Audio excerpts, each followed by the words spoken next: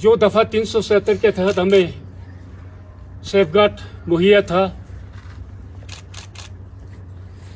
35A के तहत जो सहूलियत हमें मौजूद था, एक तो वो सारा ख़त्म हो गया। जम्मू कश्मीर लद्दाख के लिए 370 और 35A कितना मजबूत स्तंभ था, वो आज जो है सामने आकर दिख रहा है।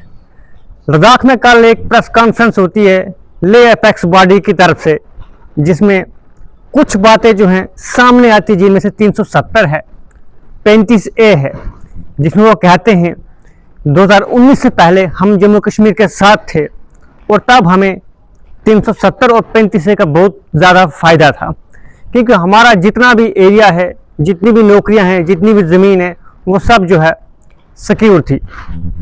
लेकिन उसके बाद जो है जब से लद्दाख यूटी अलग बनाई जाती है, हमने इसकी खुशी का भी इजहार किया और हमें खुशी भी थी कि हमें जो है अलग यूटी बनाया गया।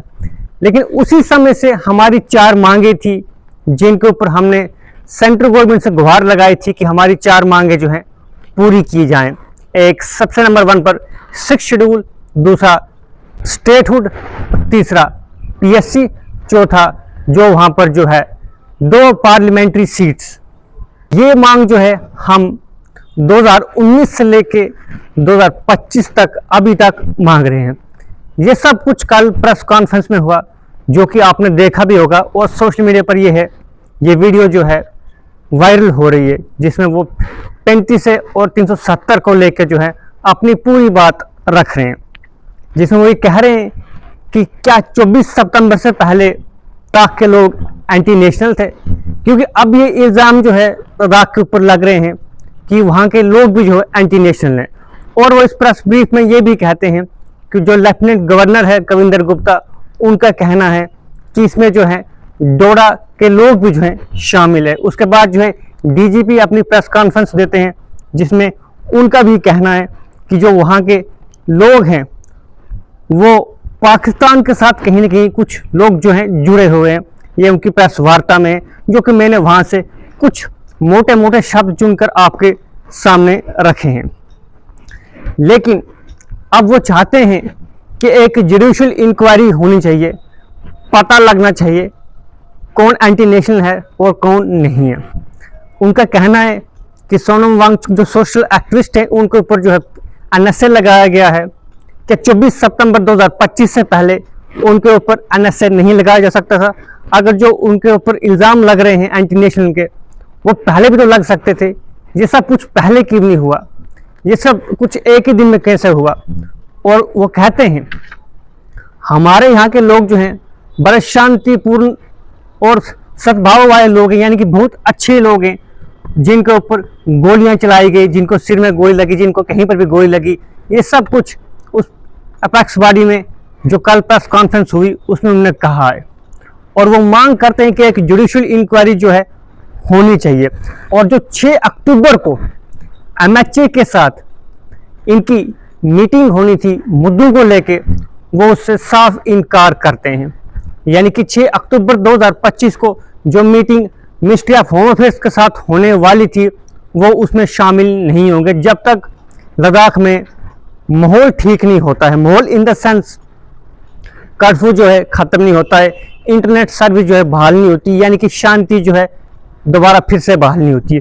उनका कहना साफ साफ यही है कि जब तक लद्दाख में शांति कायम नहीं होती है, तब तक जो है MHA के साथ किसी भी तरह की कोई भी बातचीत नहीं की जाएगी, क्योंकि लद्दाख के ऊपर जो है इल्ज़ाम लग रहे हैं कि लद्दाख के लोग जो हैं एंटी नेशनल हैं।